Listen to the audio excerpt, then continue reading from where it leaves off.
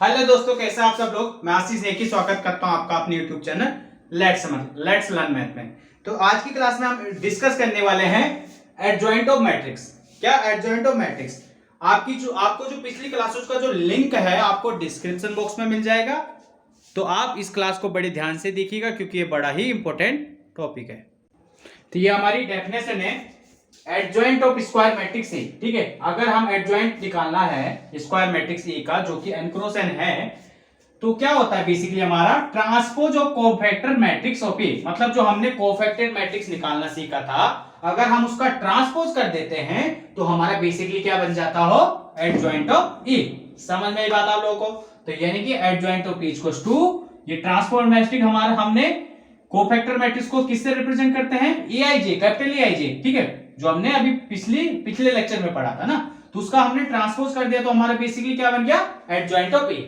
तो समझते एग्जांपल के थ्रू। ये हमारा एग्जांपल है, जनरल एग्जांपल 2x2 मैट्रिक्स का। ये उसका कोफैक्टर मैट्रिक्स मैंने सी से डिनोट कर दिया। ठीक है, तो एडजॉइंट ऑफ बेसिकली क्या हो गया, एडजॉइंट ऑफ ए क्या हो गया, जो कोफैक्टर मैट्रिक्स हमने हमारा निकला उसका ट्रांसपोज। तो दैट मींस दिस। तो ट्रांसपोज आप तो सीख ही चुके हो ना ट्रांसपोज निकालना। तो दैट मींस रो कॉलम में चेंज हो जाएगा। ठीक है, या दूसरे सेंस में कॉलम रो में चेंज हो जाएगा। ठीक है, तो जैसे हमारा ये एग्जांपल है 23 आपका, आपकी बुक का ये ए 2x2 में आपका दे रखा है ना। तो इसका बेसिकली हमने एडजॉइंट फाइंड आउट करना है। तो एडजॉइंट फाइंड आउट करेंगे तो पहले कोफैक्टर मैट्रिक्स निकाल लेते हैं ना। तो कोफैक्टर मैट्रिक्स सी, देखो 2x2 में तो आप सीधे ही निकाल सकते हो। ठीक है, कैसे 1 1 मतलब 1 1 यानी इसका 1 1 एलिमेंट का कोफैक्टर। तो फर्स्ट कॉलम को छुपने के बाद जो बचा हमारा यानी 4। ठीक है, अब क्योंकि -1 टू द पावर 1 प्लस 1, तो -1 टू द पावर 1 प्लस 1 मतलब 2, तो यानी इधर प्लस ही आएगा। यहां पे ऑड आएगा तो पहली बात तो माइनस हो जाएगा ना, और फर्स्ट रो सेकंड कॉलम को छुपने के बाद जो बचा ये। ठीक है, ऐसे यहां पे -3 और यहां पे 2 आ गया। ठीक है, तो यानी कि एडजॉइंट ऑफ ए बेसिकली हमारा क्या आ गया, जो ट्रांसपोज मैट्रिक्स है उसका, सॉरी जो हमारा कोफैक्टर मैट्रिक्स है उसका ट्रांसपोज। तो दैट मींस हमारा इसके हिसाब से 4 1 4 -1 -3 और 2 आ गया। ठीक है, आई बात समझ में? ठीक है, तो यानी कि यहां से आप एक नोट भी लिख सकते हैं चाहे। ठीक है, नोट। ठीक है, if equals to A11 A12 A21 A22 2x2 matrix है, तो इसका एडजॉइंट विदाउट कैलकुलेशन किए हुए सीधे आप निकाल सकते हैं। कैसे? ये दोनों एलिमेंट तो बेसिकली क्या हो जाएंगे, इंटरचेंज हो जाएंगे, सेम टू सेम। ठीक है, A21 22 यहां आ जाएगा, A11 यहां आ जाएगा, ये दोनों सेम रहेंगे बट साइन आपका चेंज हो जाएगा। समझ में आई बात आप लोगों को? ठीक है ना? हाँ, तो यानी कि 2x2 में सीधे आप इस तरीके से भी मैट्रिक्स फाइंड आउट कर सकते हैं। इतना समझ में आपको? चलिए आगे बढ़ते हैं। चलिए, तो हमारे जैसे थ्योरम है, theorem 1, if A is any given square matrix of order n, then a into adjoint A, चाहे एडजॉइंट ए में आप a को इंटू करते हो तो आपका जो आंसर आएगा यानी क्या होगा, डिटरमिनेंट a इंटू आइडेंटिटी। और आइडेंटिटी आई का मतलब क्या है, identity matrix of order n मतलब जिस क्रॉस का आप मैट्रिक्स ए गिवन करोगे। चलिए कुछ इसको थोड़ा प्रूफ सा करते हैं, आपकी बुक में दिया गया है, मैं उसी को थोड़ा समझा देता हूं। ठीक है, तो यानी यहां पे क्या दिया है, जैसे आपका ए मैट्रिक्स दिया है आपका, ये एडजॉइंट ये है आपका। ठीक है, अब हम ये तो जानते हैं ना कि अगर सम करते हैं हम product of element of any row और कॉलम विद कॉरस्पॉन्डिंग कोफैक्टर के साथ, तो हमारा क्या बनता हो, डिटरमिनेंट ए, अदरवाइज 0। ठीक है, तो उसी कंसेप्ट को अप्लाई करेंगे और इसको सॉल्व करें। तो ए इंटू एडजॉइंट ए को हमने किया, तो यानी ए, अब दो बेसिकली एडजॉइंट ऑफ ए का मतलब ये भी तो एक मैट्रिक्स है, तो यानी इसका फर्स्ट रो मैट्रिक्स कैसे multiply, first row first column के साथ इसका मल्टीप्लाई हुआ है ना, तो बेसिकली क्या हो गया हमारा डिटरमिनेंट ऑफ ए। ठीक है ना, देखना आप, है ना, ऐसे ही फर्स्ट रो सेकंड कॉलम के साथ तो 0, तो आपका इस टाइप से बन गया। अब डिटरमिनेंट ए कॉमन आ गया तो अंदर आपका आइडेंटिटी मैट्रिक्स बच गया। ठीक है, तो ये basically identity, sorry A determinant of A into identity, ये हमने 3x3 का लिया तो आइडेंटिटी भी 3x3 का है। ठीक है, तो ये रिजल्ट वेरीफाई हो गया। ठीक है, अगली डेफिनेशन है A is square matrix A, square matrix A is said to be singular if determinant of A equals to 0। मतलब किसी मैट्रिक्स, किसी स्क्वायर मैट्रिक्स को सिंगुलर कब कहेंगे हम, ठीक है, जब उसका डिटरमिनेंट ए 0 होगा। और किसी स्क्वायर मैट्रिक्स को नॉन सिंगुलर कब कहेंगे, जब उसका डिटरमिनेंट नॉन 0 होगा, ठीक है। तो जैसा हमारा ये एग्जांपल है आपका, ये मैट्रिक्स है, ठीक है, इसको हम सिंगुलर कब कहेंगे, अगर देखो इसका डिटरमिनेंट चेक करते हैं तो क्या आ गया, बेसिकली 8 - 8 यानी कि 0। तो दैट मींस ये मैट्रिक्स हमारा कैसा हो गया, सिंगुलर, ठीक है ना, सिंगुलर मैट्रिक्स हो गया, ठीक है। हाँ, और अगर हम ये मैट्रिक्स लेते हैं जैसे आपका 1 2 3 4, इसका डिटरमिनेंट आप निकालिएगा तो 4 - 6 = -2, जो कि नॉट इक्वल टू 0 है। तो that means this matrix is non singular. समझ में आई बात आप लोगों को? तो यानी नॉन सिंगुलर और सिंगुलर का कंसेप्ट समझ में आएगा, समझ में आ गया आप लोगों को। चलिए आगे देखिएगा, theorem 2, if A and B are non singular matrix of same order, मतलब A and B are non singular matrix है ऑफ सेम ऑर्डर का, then A B and B A, ठीक है, are also non singular matrix of same order, ठीक है। अगर A and B आप non singular matrix लेते हैं सेम ऑर्डर के, then A B and B A are non singular also बोल रहा है, ठीक है। तो यानी कि अगर देखो non singular, A and B non singular है तो दैट मींस डिटरमिनेंट नॉन 0, ठीक है। तो ए बी और सेम ऑर्डर के है ना, सपोज एन ऑर्डर का ले लिया तो ए बी, ठीक है, पहली बात ए बी डिफाइन हो जाएगा ना, क्योंकि इसका भी एन क्रॉस एन है, इसका भी एन क्रॉस एन है सपोज, ठीक है। तो ए बी और बी ए डिफाइन होने में कोई दिक्कत नहीं है, ठीक है। तो ये भी क्या होंगे, बेसिकली नॉन सिंगुलर, ठीक है। सेम आएगा अलग आएगा उसकी बात नहीं करता, नॉन सिंगुलर यानी कि उनका डिटरमिनेंट 0 नहीं होगा। समझ में ये बात आप लोगों को? चलिए इसी तरीके से जो अगली थ्योरम है, theorem number 3, the determinant of product of matrix is equal to the product of their respective determinant. मतलब डिटरमिनेंट अगर हम फाइंड आउट करते हैं प्रोडक्ट ऑफ मैट्रिक्स से, ठीक है, यानी कि अगर दो मैट्रिक्स को मल्टीप्लाई करने के बाद उनका डिटरमिनेंट फाइंड करते हैं तो किसके इक्वल टू आएगा, दोनों मैट्रिक्स के डिटरमिनेंट को मल्टीप्लाई करने के बराबर, ठीक है। तो यानी कि that is determinant of A B equal to determinant of A into determinant of B. समझ में आई बात आप लोगों को?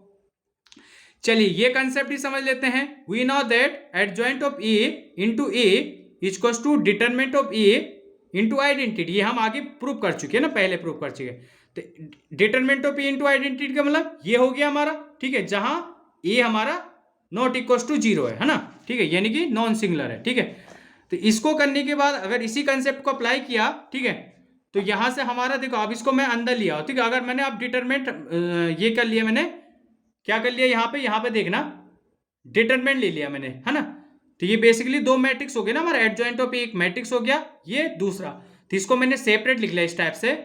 और इसको देखो मैं अगर कॉमन निकालू, देखो ए क्यूब क्यों है, डिटरमिनेंट ऑफ ए क्यूब क्यों है, ठीक है, basically determinant of A cube क्यों है, क्योंकि हमने डिटरमिनेंट की जब प्रॉपर्टी थी उसमें पढ़ा था, अगर किसी भी रो और किसी भी कॉलम से सेम फैक्टर आएगा तो हम उसको बाहर ले सकते हैं, कॉमन ले सकते हैं। तो जैसे इसका यानी डिटरमिनेंट ऑफ ए, इससे फर्स्ट कॉलम से क्या आ गया, कॉमन, ऐसे इससे डिटरमिनेंट ऑफ ए, क्योंकि हम ए इंटू डिटरमिनेंट ऑफ ए लिखेंगे, लिख सकते हैं ना, पॉसिबल तो है, तो उसी से, ठीक है। तो that mean determinant of A की पावर 3 कॉमन आ गया और अंदर ये बच गया। तो इसका मतलब क्या हो गया, determinant of adjoint of A into determinant of A equals to determinant of A की पावर 3। तो यहां से क्या आ गया आपका, determinant of A equals to determinant of A, देखो इससे एक पावर कैंसिल हो जाएगी ना, ठीक है, यहाँ 1 पावर है, यहाँ 3, तो एक कैंसिल हो जाएगी, तो दैट मीन्स ये।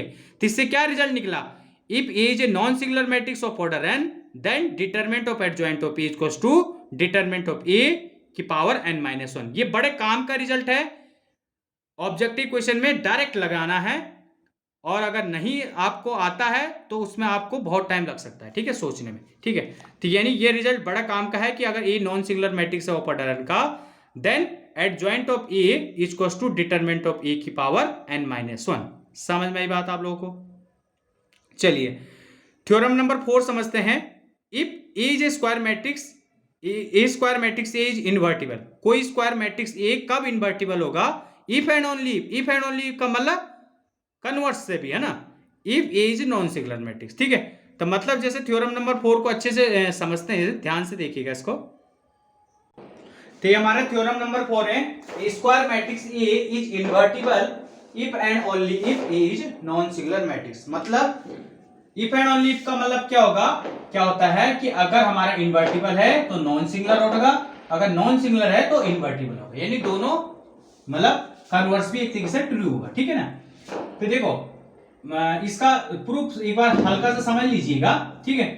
हमने मान लिया ए अगर हमारा इन्वर्टिबल है, ए इज इन्वर्टिबल है, ठीक है, इन्वर्टिबल है, तो मतलब देयर एग्जिस्ट बी एक ऐसा मैट्रिक्स मिलेगा, there exist B, there exist a matrix B, इसका मतलब देयर एग्जिस्ट है ना, ये वाला देयर एग्जिस्ट एक ऐसा मैट्रिक्स जरूर एग्जिस्ट ऐसा करेगा कि condition A B equals to B A equals to identity, ठीक है।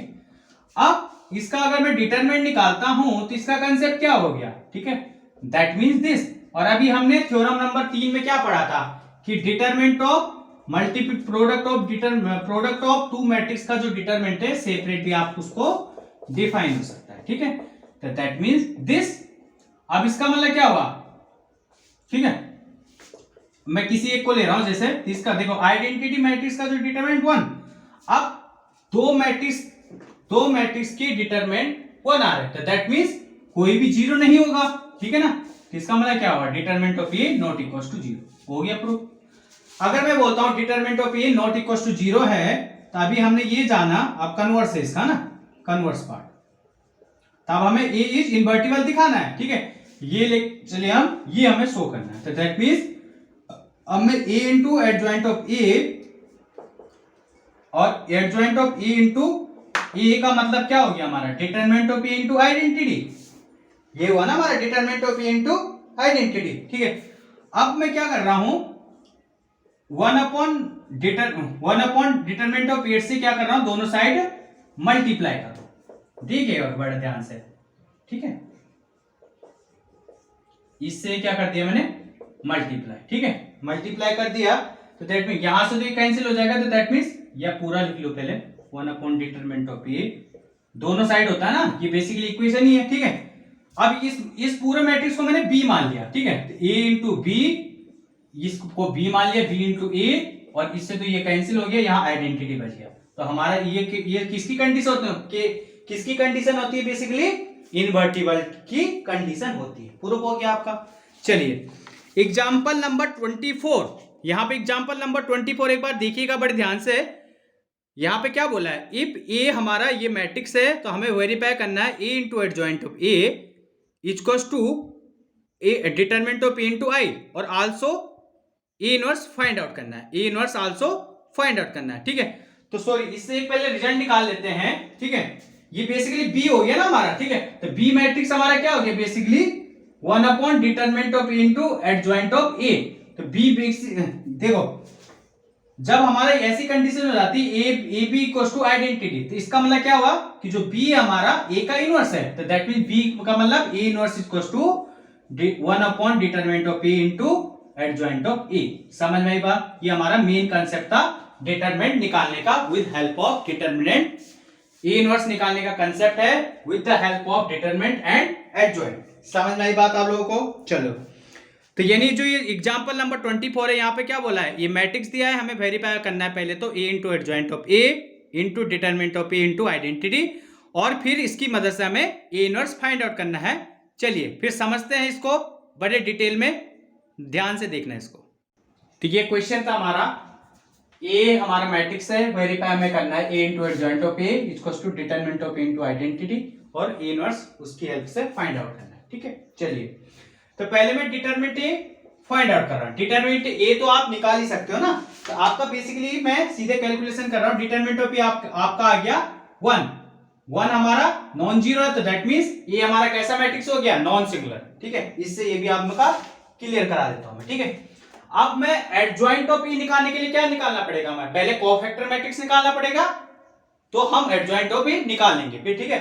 तो मैंने कोफैक्टर मैट्रिक्स को सी से मान लिया, आप इजीली निकाल सकते हो, कैसे, A11 A12, ठीक है, ये तो होता है ना बेसिकली हमारा cofactor matrix, A11 A12 A13 A21 A22 A23 A31 A32 A33, ठीक है।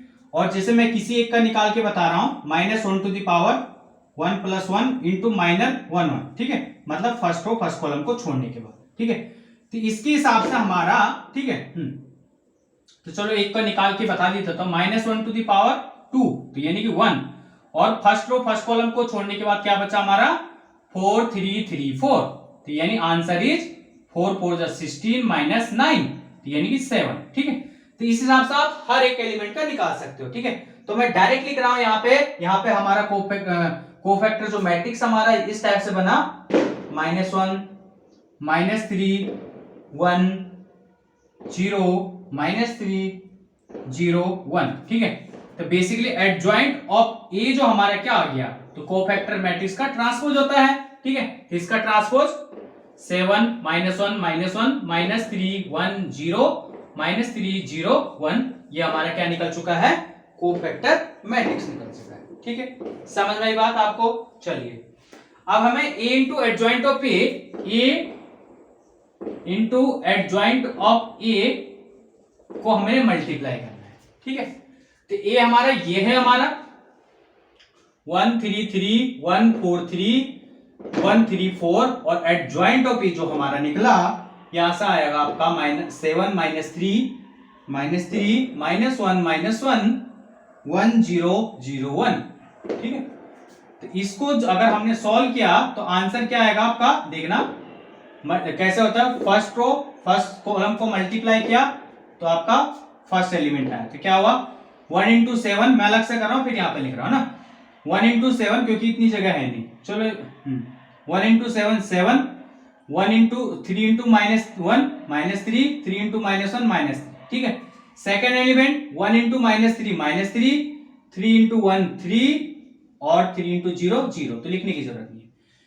-3 3 × 0 0 और 3 × 1 3, यहां से क्या आ गया आपका 1 × 7 7 -4 और -3, यहां से क्या आ गया -3 4, यही है ना, हाँ, और 0 लिखने की जरूरत नहीं है। 1 -3 -3 4 × 0 0 3 × 1 3, 7 -3 -4 -3 + 3 0 -3 3 × 0 0 और 4 × 1 4, तो यानी यहां से क्या बचा हमारा बेसिकली 3 7 में से -6 गया 1, 3 में से 3 गया 0, ये 0, यहाँ पे आपका 0, 7 में से -7 गया 0, ये आपका 1 बच जाएगा, ये 0 0 0 1, ठीक है, ये बच गया आपका, ठीक है।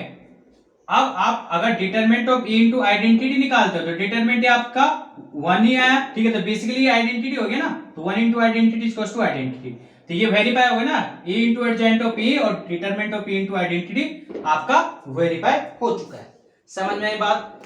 तो अब इसकी हेल्प से आप ए इनवर्स कैसे फाइंड आउट करोगे, क्योंकि हम डिटरमिनेंट ऑफ ए भी जान चुके हैं और एडजॉइंट भी हम निकाल चुके हैं, तो हम इसकी हेल्प से सीधे ही ए इनवर्स फाइंड कर सकते हैं। तो ए इनवर्स का फॉर्मूला क्या होता है, इन दोनों की हेल्प से हम कैसे निकालते हैं, ये होता है बेसिकली 1/1, क्योंकि डिटरमिनेंट ऑफ ए हमारा 1 है।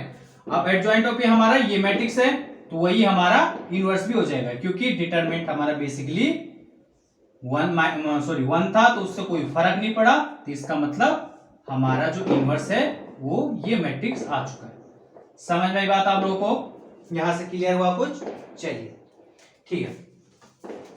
अब देखना एक बार, जैसे 25 है, ए और बी मैट्रिक्स दिए, हमें वेरीफाई करना है, इसका मतलब क्या है, ए बी का inverse equals to B inverse A inverse. जैसे ट्रांसपोज था ना, रिवर्स ऑर्डर में ओपन होता, इनवर्स भी रिवर्स ऑर्डर में ओपन होगा, ठीक है। तो ए बी मल्टीप्लाई किया हमने, है ना, ए बी मल्टीप्लाई करने के बाद यह है, उसका डिटरमिनेंट निकाला, क्योंकि हमें उसकी जरूरत पड़ेगी। अब 2 × 2 में हम सीधा एडजॉइंट, तो हमें पता है फर्स्ट ये वाला मेन डायगोनल के एलिमेंट चेंज हो जाते हैं, बाकी एलिमेंट सेम रहते हैं, बट नेगेटिव साइन, उल्टा साइन हो जाता है। तो ए बी का इनवर्स क्या हो जाएगा, ये आ गया आपका, डिटरमिनेंट ऑफ ए निकाला, डिटरमिनेंट ऑफ बी निकाला, उनका इनवर्स निकाला, और फिर A B inverse A inverse को मल्टीप्लाई किया, ठीक है। तो आपने चेक किया, ठीक है, आपने चेक किया कि वो ए बी के इनवर्स के इक्वल टू ही आया, तो इसका मतलब यहां से क्या हो गया, वेरीफाई हो गया। समझ में आई बात आप लोगों को। एग्जाम्पल 26 आपका दिया है, यहाँ पे मैट्रिक्स ए दिया है, सेटिस्फाई ए स्क्वायर माइनस 4 इंटू ए प्लस आई आइडेंटिटी इक्वल्स टू ओ। ओ मतलब नल मैट्रिक्स है हमारा, ठीक है, ये हमारा शो करना है हमें, ठीक है, और इसकी हेल्प से हमें क्या निकालना है, ए इनवर्स फाइंड आउट करना है, ठीक है। तो इसको मैं नेक्स्ट क्लास में बताऊंगा, ठीक है। तो जैसे ये तो हम ऑलरेडी जो सेकंड थर्ड एक्सरसाइज थी उसमें हम डिस्कस कर चुके थे ना, मतलब यहां तक का प्रूफ करना, बट उससे आगे इसकी हेल्प से इनवर्स कैसे फाइंड आउट करना है ये मैं एक नेक्स्ट क्लास में आपको डिस्कस कराऊंगा, ठीक है।